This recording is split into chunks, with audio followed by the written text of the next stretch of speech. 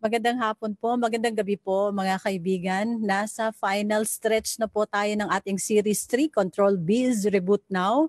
Sa lahat po ng patuloy pong tumatangkilik, salamat po sa patuloy po ninyong pagsubaybay.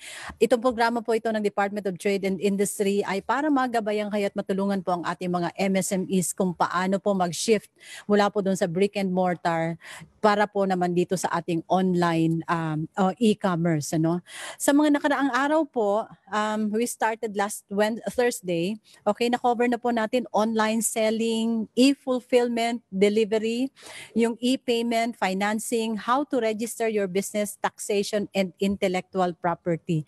Palagay ko po, yung sa mga figures na binibigay sa atin, ang dami ng talagang interesadong pumasok sa online business or e-commerce. Kaya lang, very interesting po yung topic natin ngayon kasi wag nating pilitin kung hindi naman talaga ito para sa atin, wag nating pilitin. Sabi nga dito, ang pinaka-title talaga natin ngayong araw, masterclass po. Bakit para sa iyo ang e-commerce o baka hindi naman talaga.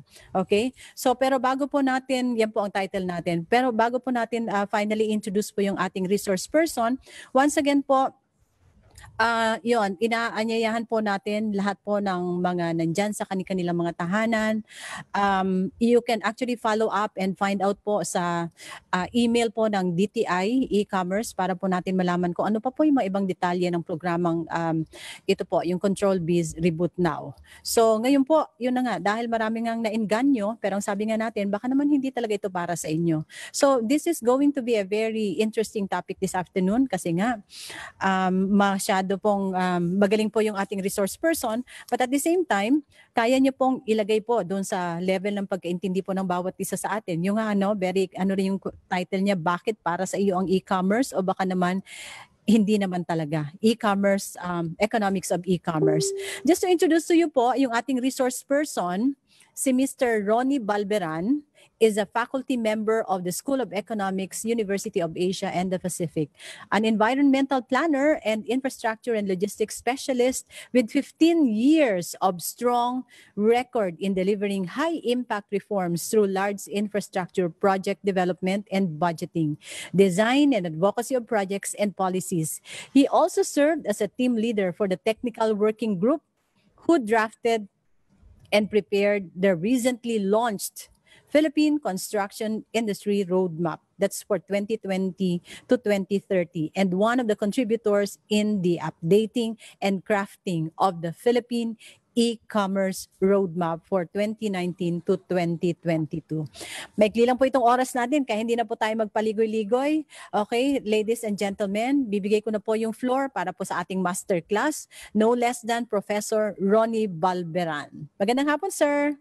Magandang hapon at magandang gabi po sa lahat ng mga nakikinig at lahat ng mga fans ni Ma'am Nelly at ni Asik Jean.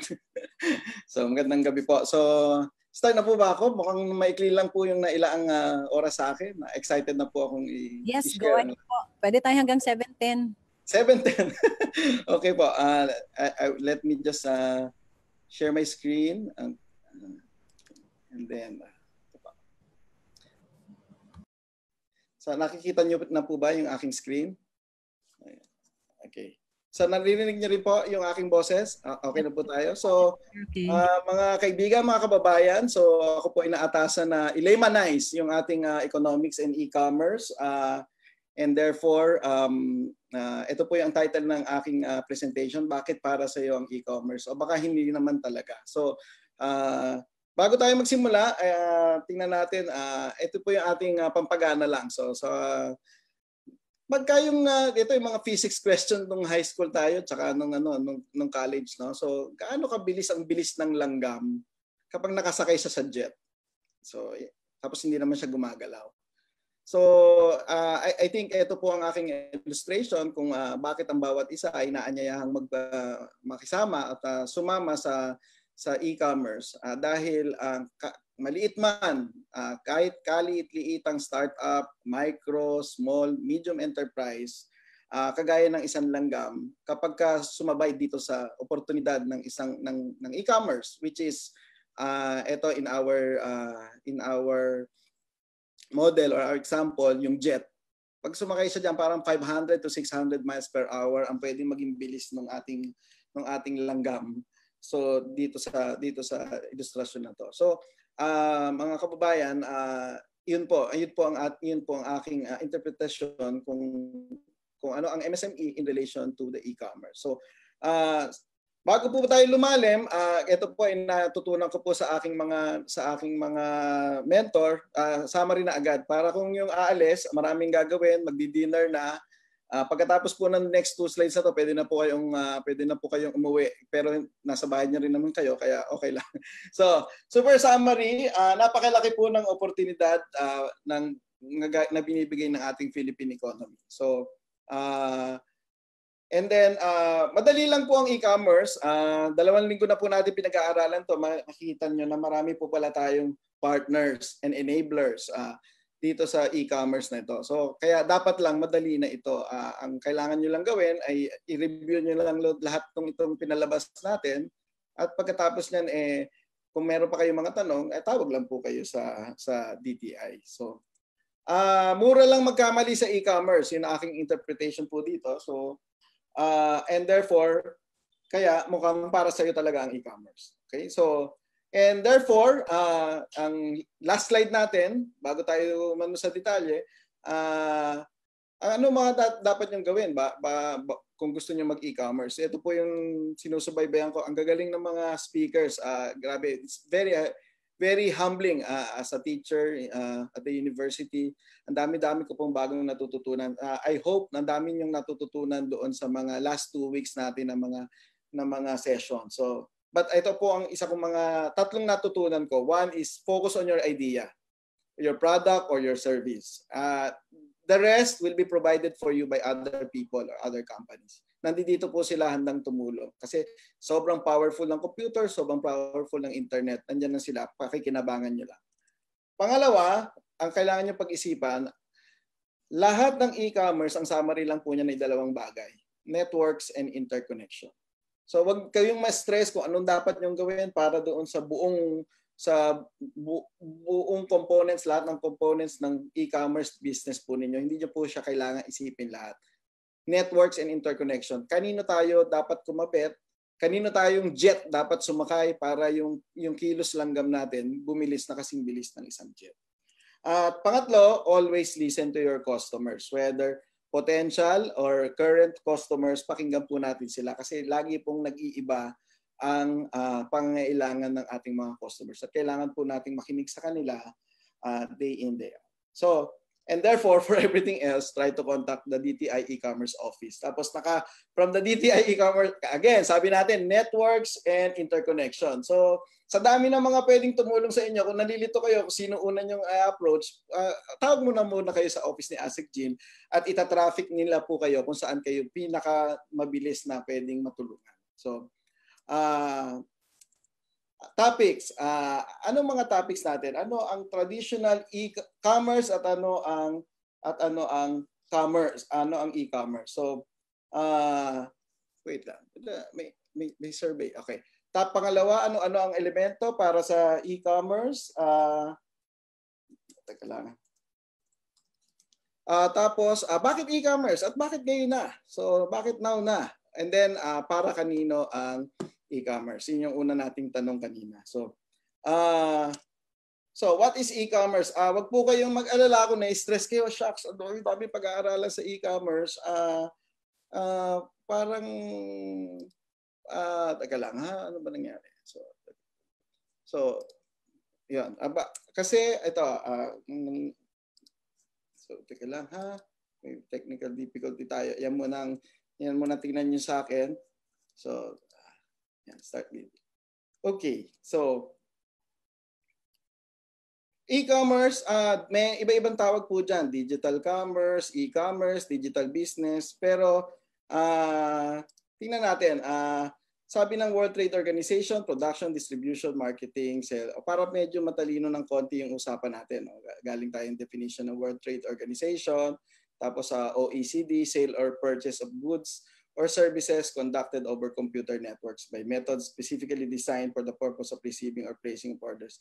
Ihinto tayo ng konti dyan. Ang ibig sabihin lang niyan, napaka-broad po ng definition ng e-commerce. Hanggang ngayon po, wala pa po talaga nakapag-define ng detalye ng e-commerce. Good news and bad news yun. Yung bad news, hindi natin talaga ma-measure. Gaano kalaki ba talaga yung opportunity for e-commerce? Wala pa talaga nakapag-measure definitively ano ba yung potential opportunity for e-commerce. Pero yung good news po niyan, alam po natin na napakalaki at sobrang napakalaki. Kasi nagdidebate pa po whether ano ba ang mundo ng e-commerce, goods ba or services o both.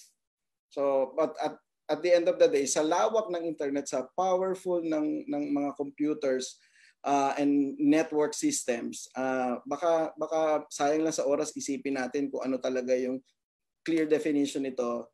Pagkakitaan na lang po natin or pagkakitaan nyo na lang po yan. So basta ang importante, dalawang bagay. Networks and exchange.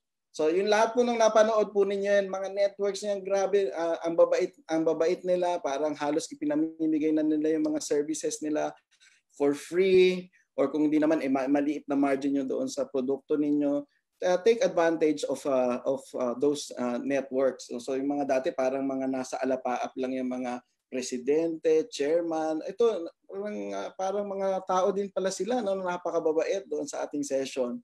So pagkakitaan nyo po yung connection na yan na ibinibigay po ng DTI. So at ang importante ay may ini-exchange tayo, whether goods, services, at sinasama po dito yung information. So now, paano po ba nag-evolve yun? So para lang madala po natin at matutunan natin at kung nasaan kayo. So nung unang panahon, may market, may palengke. Yun ang, di ba? At nagkikita-kita po ang lahat ng yon. At yung palengke, may oras ng bukas tsaka ng sarado. So, yung pagkatapos no, na-invento ang telepono at ang mga mail order. So, medyo high-tech na po niyo kung may telepono, order na, ganyan. Pero ngayon, talagang at sabi ni Bill Gates, business at the speed of thought. Ano ibig sabihin na naisip mo pa lang, dumating na. So parang isipin nyo ngayon, isipin nyo kung 1800s to, tapos mag-isip kayo ng 5 bagay na gusto nyo i-consume ngayon na. Ngayon na. So, mag-reflect kayo, ano ba gusto ko? Gusto ko ng hamburger. Gusto ko na. Hindi nyo po magagawa yun ng 1800s. Pero ngayon po, isipin nyo yun. Tapos mamaya mo, after 1 or 2 hours, nandyan na po. So that's the power of internet. It's the power of e-commerce. So, now, ito mga dadaanan ko lang to. Pwede nyo pong i-review pag na-download nyo po itong PowerPoint slide na ito, pero para matalino ng konti yung usapan natin. So, lagyan lang natin ng kaibahan para maintindihan nyo, nasaan ba kayo dito? Nandito ba kayo sa traditional o nasa e-commerce kayo? So, yung mga traditional business, ang laging starting point, ang laging mga consideration na yan, scarcity.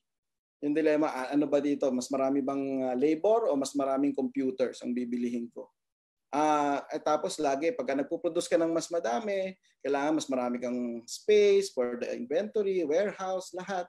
Tapos kapag sinusubuan mo naman ng mas marami yung mga kliyente mo, nagsasawa naman sila. So kailangan gumawa ka pa ng mas marami kasi yun lang din ang mga ano mo, ang mga kliyente mo. So tapos kailangan nung unang panahon, kailangan nauna ka, you're the best in your field, tapos you are unique with your product. Tapos kailangan malaki ka, dominante ka para ka lang manalo sa competition.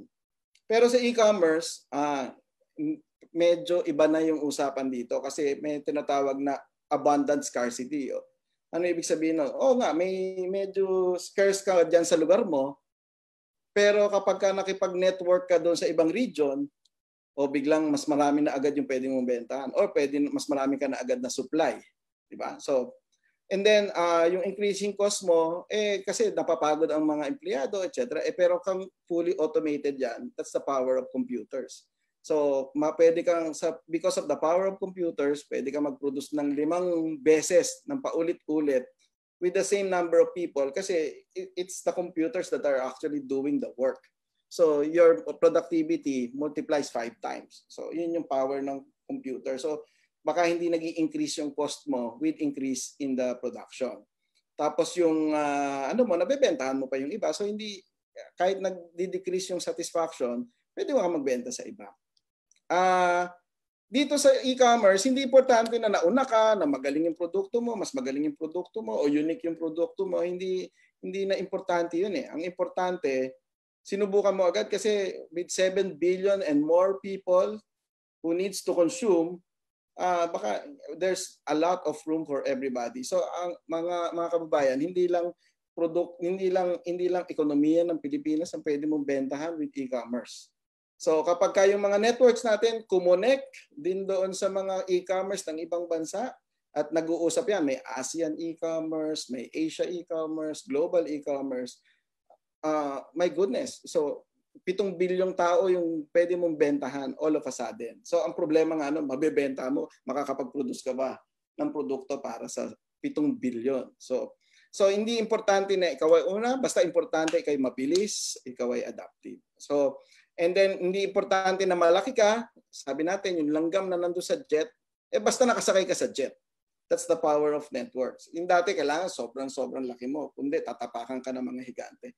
Hindi, ito sumama ka doon sa balikat ng higante ka na rin. So, hindi mo kailangan mag-intay na maging higante ka bago ka sumama sa e-commerce. So, in short, ang ina-emphasize natin dito, the power of networks and interconnectivity that is being provided by e-commerce. So, para lang mas matalino lalo yung usapan natin, pero hindi ko nadadaanan ito. Pero ang sinasabi lang natin dito sa mga traditional versus sa e-commerce, kung makikita nyo dito sa sa internet, walang store hours. So bukas 24/7. So at grabe nga yung ibang e-commerce sa ibang bansa. Orderin mo, kahit gaano ka sophisticated yung in-order mo, darating same day delivery. Darating din tayo dyan sa bago mo pa naisip because of data analytics, naisip na nila na o-order ka ng sala. Kaya in-order mo yung sala, darating yung sala sa'yo on that same day. So, ganun ka-powerful yung computer. Pero may kapalit. Kailangan ma-strengthen natin yung trust mechanisms. Kasi, lalo mga Pilipino, di ba? So, yung mga Pilipino, mas gusto nila, nakikita nila eh. So, yung kausap nila, yung nagbebenta o yung bumibili, nakikita nila. So, parang na-agitate sila na parang, bakit hindi ko nakikita yung nagsusupply sa akin? So, bakit ganon? So, medyo it will get some adjustments pagka nagkaroon ng ganito. Kapag hindi mo na nakikita yung binibilihan mo o yung binebenta mo. So, ang pinakamaganda rin gusto kong i-point out dito, nung unang panahon, bago tayo makapagkaroon ng mga business dealing, agreement, etc., katakot-takot na investment sa time yan, tsaka transportation. So makikipag-deal ka, di ba? Makikipag-kape ka, mag-restaurant ka, makikipag-golf ka doon sa mga mo. So yun ang mga investments mo para doon sa kliyente mo. So this time, yung cost of communication mo is not really dependent on the physical distance. At napatunayan natin yan lalo na ngayong panahon ng COVID. So, kasi dun sa ngayong panahon ng COVID, pwede naman pala itong mga ganito, mag-zoom ka. So, minsan naman ngayon naman katakot-takot na mga Zoom naman yung pinag-uusapan natin. Minsan nakakasawa na rin, nakakasuka na rin yung mga ka-Zoom meetings mo. Pero wala nang alisan sa kwarto. Paglabas mo, nandyan na agad yung pamilya mo, nandyan na agad yung dinner mo. So, hindi ka na maghihintay ng 3 oras sa traffic para makakain ka ng dinner. So, napakaganda po ng ginawa nitong technology para sa atin. So, kaya ang bilis-bilis na yung business transactions, yung delivery. Kung dito naman sa susunod, ang next problem natin, dahil sa sobrang bilis naman ng mga communication, ang kapalit naman sobrang bilis din ng mga fake news, mga scam. Ako po, personally, dahil isa ako sa mga fan ni Asik Jean, sa mga ganyan.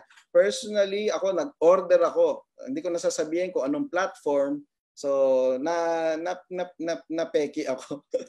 So yun ang kailangan nating bantayan. So may mapagsamantala. So may mga sa ginawa nitong kabutihan ng Diyos sa internet, pero may mga tao pa rin ang iniisip makapagsamantala ng ibang tao. Umu-order ako ng magandang speaker system. Tapos sabi nila 90% discount. Tapos nag-deliver ng isang fake na speaker.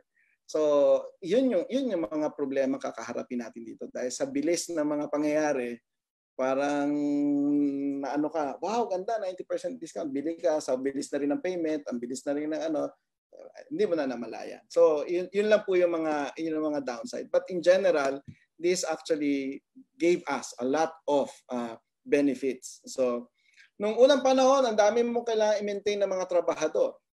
Ngayon, hindi. Kung kailan lang may order. So, yun yung may tinatawag nating gig workers. So, kung maliit ka na kumpanya, wala ka talagang pera pang-invest doon sa buwan ng sahod ng mga empleyado mo. Ngayon, posible na makatipid ka doon sa kasi yung mga tao ayaw din naman na full-time employed. So, nagsalubong ngayon yung na gusto nila, paraket-raket lang, pag-gig-gig lang. Ikaw naman, wala ka pambayad sa kanila ng regular so ito deliver mo to, babayaran kita ng 100 or 200 pesos. So pareho kayong happy. So minimal investment, minimal overhead, tapos proliferation itong tinatawag nating gig workers. So and therefore yung profit na to, nag-iba na rin yung usapan tungkol sa profit. Dati kailangan napakataas ng margin mo kasi ang dami mong i-recover na kung ano-ano. Di ba? Kailangan mabayaran mo yung overhead mo, etc. etc. Ngayon, maliliit na lang at padamihan na lang yung benta. Anyway, pag nagbebenta ka, hindi mo naman kailangan bawiin na kasi dire-diretso na wala nang additional cost yung pagbebenta mo. So, okay. So, therefore, ano ba ibig sabihin ng lahat ng table na yun? Ito lang tatanay ako, ito yung 1 plus 1 equals 3. Ibig sabihin, kapag ang dalawang tao nag-connect, yung value nila, nung connection nila is actually mas malaki than the sum of their individual value. So, lalo pag naging 1 plus 1 plus 1, di 6 na po yun. 1 plus 1 plus 1. 6 na po ang equivalent. No? Kapag add kayo sa math, network computation, network value, nag-multiply, nag-accelerate yung value kapag ganun po yung nangyayari. So therefore, the value of the network is bigger than the value of the sum of the components of the network. Yun po yung importanteng maintindihan natin dun sa e-commerce. So para lang wag kayong matakot dito sa salitang to, network economy. Ay ibig sabihin ng externalities ay parang mga benepisyo o mga impact na hindi sinasadya pero matatamasa mo. So, ibig sabihin, bumili ka ng cellphone, tapos ikaw lang may cellphone sa buong mundo. Anong gagawin mo doon sa cellphone na yon? Yun ang sinasabi ng positive externality. So, walang value yung cellphone na yun kung wala ka namang matatawagan. O ngayon, yung mga may hugot dyan, ano naman na anuin mo doon sa cellphone mo, wala ka namang iti-text tuwing umaga. And ouch. Yan. So ibig sabihin, kung lalo buong barkada mo may cellphone, edi lalong lumalaki yung halaga ng cellphone na yun. Hindi dahil sa production cost of that cellphone, but because the number of people you can call using that cellphone. So yun po ang ibig sabihin nun. Kaya po, and for example, yung ating si Waze, so ang nagagawa niya, pinibigyan kanya ng napakadaming option para makapunta sa pupuntahan mo. Options ang binibigay niya. Ngayon, ang kabaliktaran po noon, pag pumunta kayo sa e-commerce, kapag ka nagkamali kayo o hindi kayo nag-deliver ng magandang produkto o serbisyo, may negative externality din at mabilis din pong kumalat yon. So, kung maganda yung produkto nyo, mabilis ikakalat, magaling to. In 1 to 2 weeks, trending ka na agad. Pero kung pangit yung produkto mo, in 1 to 2 weeks, sira na rin yung pangalan mo. Kasi i-share yan ng mga YouTube, Facebook, etc. Lahat ng social media, Instagram. In 2 weeks time, sira na yung negosyo mo. Kasi pangit yung produkto mo. So, ganun din po yun. So, double-sided po yung impact ng technology sa atin. So, Ito pong ano na to, matagal na nang pinag-aaralan po ito, buong 2 linggo na, pero gusto ko lang ito yung napakaganda po ng pagkaka-simplify na to. Mas marami pa pong complicated versions po nitong diagram na ito. Pero gusto ko po mag-concentrate kayo dito sa 2 bagay lang, sa customer saka sa goods and services na ibebenta mo. At the end of the day, baliwala po lahat yung mga technology na pag-uusapan natin kung wala naman po kayo talagang ibebenta.